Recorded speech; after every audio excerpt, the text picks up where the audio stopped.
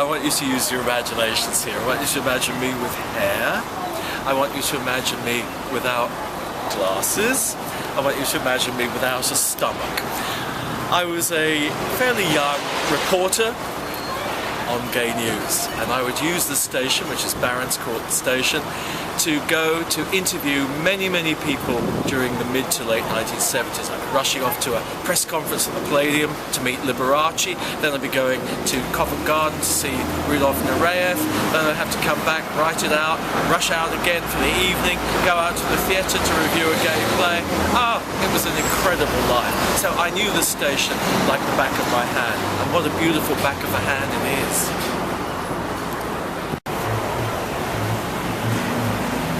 Okay, well, we're in the Barons Court district of London, which is basically Fulham and West Kensington. We're looking at Greyhound Road, and we're coming up St Andrew's Road, St Andrew's Church, and there, sort of there, would be the Gay News offices, which I haven't visited for 35 years. So this is my first trip, a real trip down memory lane to see where I worked for 4 years and had a wonderful life there. Yeah. This is the road I walk to work on, and as you can see, there's some pretty nice residences here. It's quite a nice upper middle class area, which is of course why Gay News would be here, wouldn't it? Because essentially it was a middle class publication, and I know Derek Jarman's ghost will be saying, yes, absolutely right, it was middle class and suburban, but to hell with it.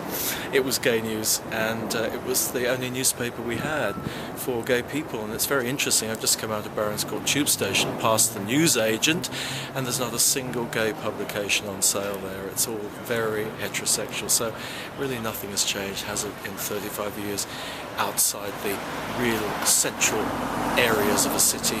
It's still a heterosexual world.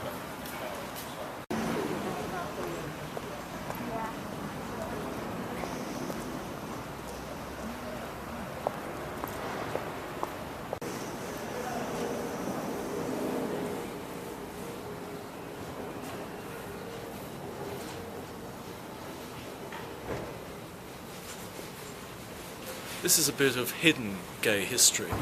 Tilden House was named after the tennis player Bill Tilden, known as Big Bill or Gentleman Bill. He was one of the greatest tennis players of all time. His book, The Art of Tennis, is still regarded as a classic. He won 3 Wimbledon singles.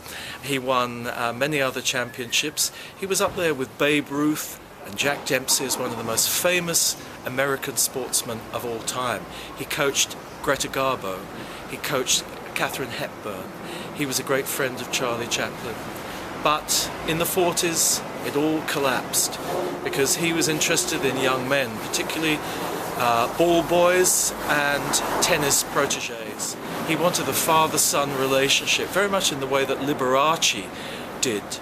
And unfortunately, he was accused of sexual misdeeds. He served a couple of times in prison, and he died alone in a hotel room in 1953, having lost practically all the fortune that he'd amassed as one of the great tennis players. So on our journey to Gay News, we tilt our hats to Big Bill Tilden, the Liberace of tennis.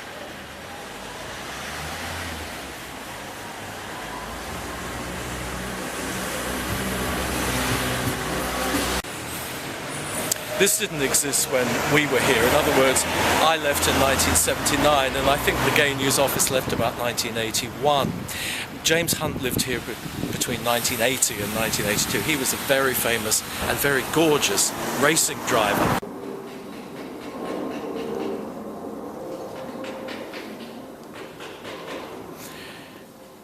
Just a stone's throw from the Gay News offices was the very appropriately named Queen's Club Gardens.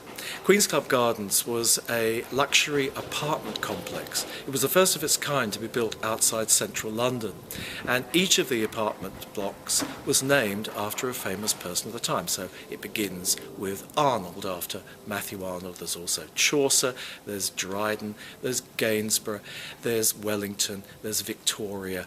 So they tried to combine all the different aspects of life. The social reformers were here, the explorers, the writers. There was even an actor. There's Playfair mansions. Now, who's Playfair? Well, he was Nigel Playfair, the most famous actor of his time. Who would you choose to represent the acting profession now, if you could name a mansion, I wonder? But what made this complex so very special was that it was attached to the world's first multi-sports complex. Among the sports, ice skating, football, cricket, baseball, and last but definitely not least, tennis. And tennis is what remains, because the two courts at Queen's Club Gardens have been used many, many years now, often by the Wimbledon champions themselves when they come to England to play. And I remember one hot summer, one July, the Gay News offices were rooting for one particular female player during the women's singles who happened to be a lesbian. It was rumoured, and we were very happy when she won Wimbledon.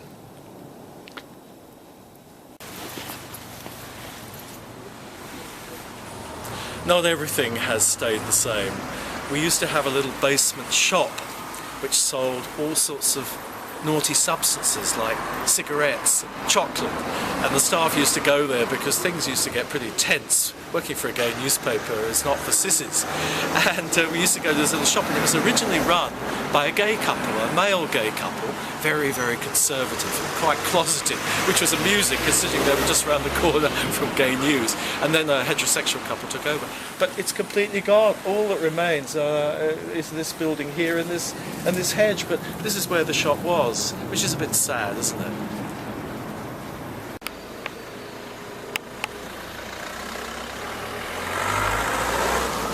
It really should be the Gay News office, shouldn't it? Queen's Lodge, but no, it wasn't. The offices of the former Gay News are very difficult to locate. I know I tried on Google without success, and I must say I got lost coming today, partly because there's a new street called Star Street that didn't exist 35 years ago. But it's actually very clever. When I think about it, the fact that Gay News was so difficult to find then, and is so difficult to find now, did stop possibly some homophobic attacks. If it had been on a main street, very exposed with the name Gay News outside, maybe we would have been more likely to have received bricks through the windows or fire bombs through the letterbox, something like that, which luckily never happened. And I think its location and choice of location was very, very gay friendly.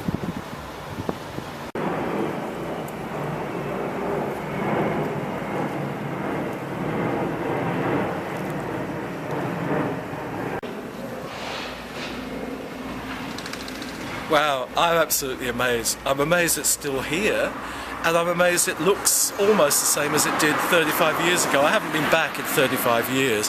The only thing that's different is this brown fence across it. The bars on those windows, we would have had bars on the other ground floor windows as well because of the likelihood of attacks, because the signs read Gay News, you know, we did have a sign saying Gay News, but we were always protected by this church, you see. St Andrew's Church was always there to protect us. It was only when Mary Whitehouse read the poem that we didn't have the protection of the church.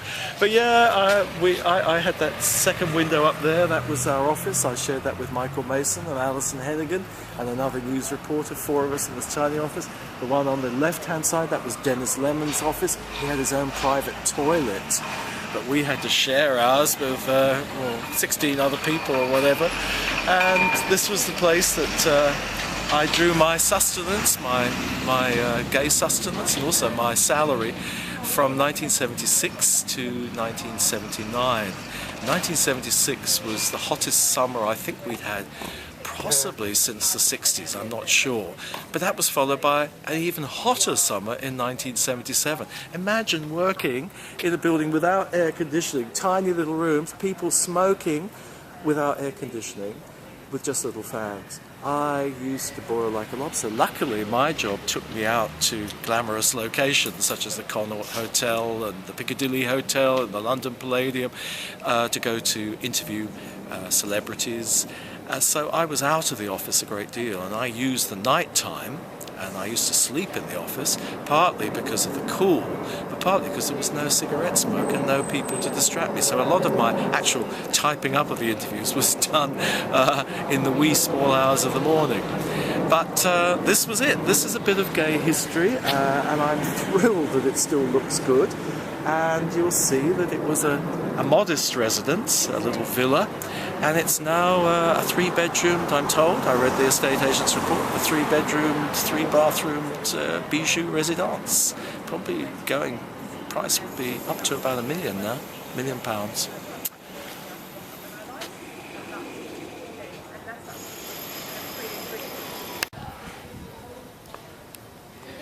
Gandhi needs no introduction. The reason that I've stopped here is obviously I'm a great admirer of Gandhi and what he did to release India from Britain's control. And one of the things he used was active pacifism. He did not believe in violence. Now I'm very proud that the gay movement, which we can basically date from, the early 60s, something like that, apart from the Stonewall riots, which were 3 days of fighting against the police in New York, the gay movement, as far as I know, has never ever used violent acts to get equality for gay people. And that makes me feel really good, because I think if it had, I wouldn't have been interested. I don't believe violence gets you anywhere. I think good, logical arguments, heartfelt belief and love is what it's all about. And it's interesting, isn't it, that Gandhi is one of the few non-English names you're going to find on the blue plaques around London. And it's very fitting, I feel, that he lives on this building so close to where Gay News and its staff once worked and walked.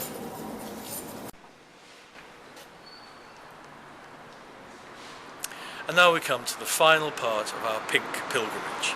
We're at West Kensington Mansions, which is the home of Bob Workman, who was the photographer for Gay News, and he's now, of course, a very famous theatre and opera photographer.